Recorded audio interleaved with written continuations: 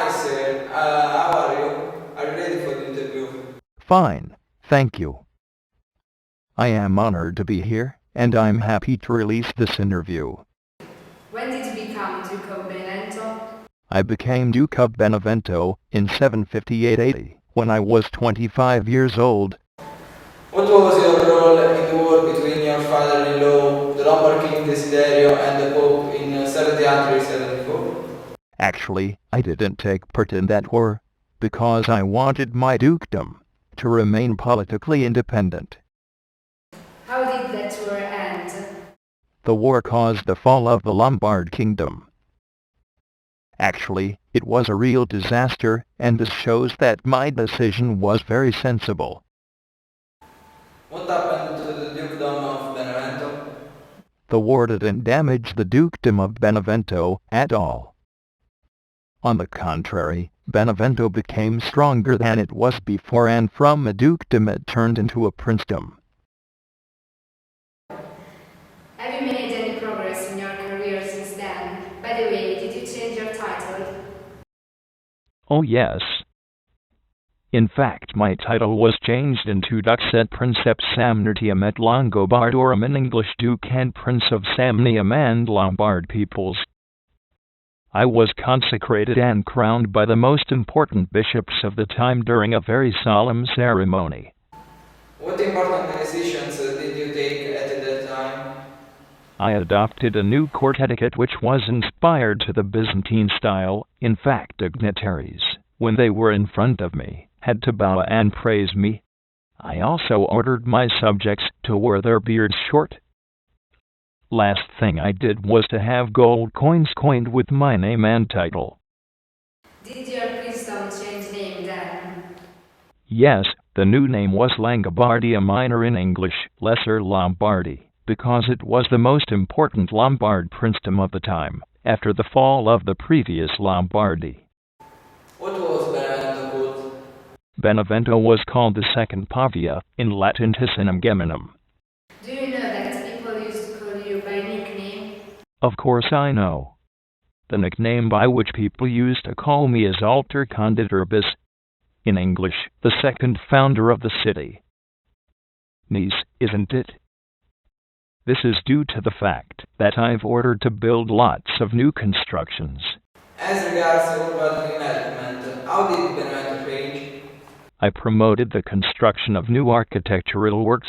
In fact, I built new boundary walls to enclose a new district, the so-called Civitas Nova, in English, the new city, which nowadays is known as Trigio, in the space of Piano di Court, once called Plenum Curiae. I built my residence. Citizens call it Sacrum Palatium, the Holy Palace, and it is full of mosaics, silk cloths, gems, and precious artifacts. What can you tell us about Santa Sophia's? Santa Sophia Church had been founded by Giusulfo II in 772, with the Benedictine monastery of which Gerperda, my own sister, was the abbess. I also know you are the founder of a private school. What can you tell us about this school? You mean the Scola Palatina? It was a courtly school, and one of the teachers, Mr. Paolo D'Ancona, was Princess Adelpurga as preceptor. Do you have any hobby? Oh yes. My hobby is collecting religious relics, especially saints' relics, in order to guarantee spiritual comfort to the dynasty and to the town. Really? And what do you tell us why you enjoy collecting religious relics? My ancestors believed it was a way to reinforce the faith. In fact, the contact with the relics produces in the believers the same qualities of the man to whom they had belonged. People say you are very well educated. Tell us something about your cultural interests, please. I introduced and promoted a more advanced cultural development, thanks to contamination of classical culture and Christian religion. As a prince, I respected the divine precepts and was full of religious piety. In fact, my nights were spent in prayer and penance. Would you like to tell us which particular studies you preferred? I showed a great interest for knowledge, and in particular I dedicated my free time to studying philosophy, rhetoric, and history. These qualities of mine became legendary, and for this reason I've received honors even greater than those bestowed on Charlemagne. Honestly, I am a true statesman, and a refined and cultured man, capable of handling the most difficult issues diplomatically. How do you describe your relationship to the Emperor Charles the Great? It is excellent. Charles is a very close friend of mine. Just imagine that he has once traveled incognito to visit my court to ascertain in person its magnificence. The legend says you have had a mystic vision. Would you mind telling us something about the experience? I will only say that once in the church of Saint Sophia, where I had gone to pray, I had a vision of 12 brother saints.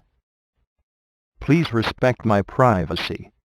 What you know about myself as a wise politician and a brilliant intellectual is more than enough. Now, I must return to my palace in Piazza Piano di Corte because some very important state affairs are awaiting. Bye. Thank you very much, Mr. Arechi.